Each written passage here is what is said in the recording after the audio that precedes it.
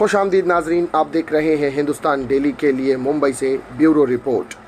नाजरीन, मनसे छात्र सेना के अध्यक्ष अमित राज ठाकरे इन दिनों उत्तर महाराष्ट्र के दौरे पर हैं। इस दौरे के दौरान वे पदाधिकारियों और कार्यकर्ताओं से बातचीत कर रहे हैं। नासिक में अमित की कार को सिन्नर के पास समृद्धि राजमार्ग पर टोल बूथ कर्मचारियों ने रोक दिया। उसके बाद गुस्साए कार्यकर्ताओं ने टोल बूथ तोड़ दिया।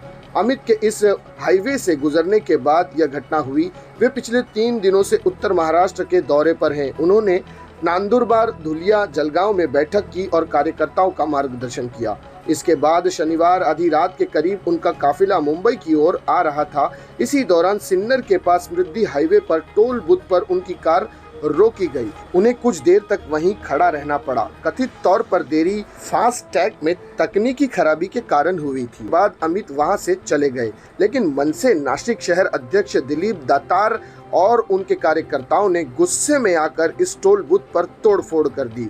मनसे कार्यकर्ता 2-3 गाड़ियों में टोल बूथ में घुस गए। उन्होंने टोल बूथ की खिड़कियां तोड़ दी और वहां से चले गए। इस घटना की जानकारी मिलते ही पुलिस अधिकारी मौके पर पहुंचे।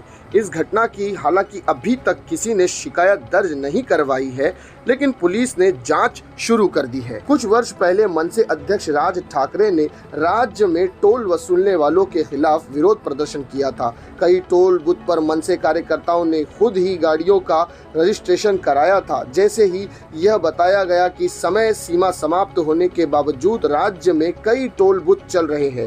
राज ठाकरे के आदेश पर कार्यकर्ता आक्रामक हो गए। इसके बाद राज्य सरकार ने 65 टोल बूथ बंद करने का फैसला किया था, लेकिन राज ठाकरे का यह टोल नाका आंदोलन काफी लोकप्रिय भी हुआ था। तो ये थी नाज़रीन अब तक की बड़ी खबर, जिस पर तफसील से बात की गई। इसी तरह की खबरों के लिए हमारे चैनल को सब्सक्राइब कीजिएगा। मैं सिराज शेख, हिंदुस्तान डेली से फिर मिलूंगा किसी अगली खबर के साथ। तब तक के लिए जय हिंद।